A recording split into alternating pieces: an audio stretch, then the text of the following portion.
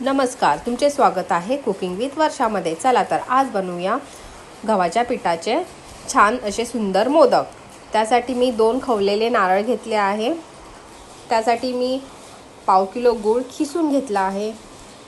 तर कढई मी गॅसवर चढवली आहे। त्याच्यामध्ये थोडंसं तूप टाकून खवलेला नारळ ॲड केला आहे। त्याच्यामध्ये गूळ खिसलेला गूळ ॲड केला आहे। ते छान परतून घेतल्यानंतर त्यात खूप सारी वेलची पूड ॲड केली आहे आणि आवडीनुसार ड्रायफ्रूट ॲड केले आहेत। हे बघा आपलं तयार झालेलं आहे सारण। हे अगदी 10 मिनिटांमध्ये होतं। आता कणकेचा गोळा घेऊन त्याच्या अशा छान पाऱ्या बनवल्या आहेत आणि त्याच्यामध्ये भरगच्च असं सारण ॲड केलं आहे। सारण किती सुंदर दिसतंय बघा सखींनो, खूप छान लागतात हे मोदक। अशा छान त्याच्या पाऱ्या करून त्याला मोदकाचा आकार दिलेला आहे। हे बघा झाला आपला छान असा सुंदर मोदक। असे मी मोदक तयार करून घेतले आहेत व ते नंतर मी 15 ते 20 मिनिटं उकडून घेतले आहेत। हे बघा सखींनो, किती सुंदर झाले आहेत आपले मोदक।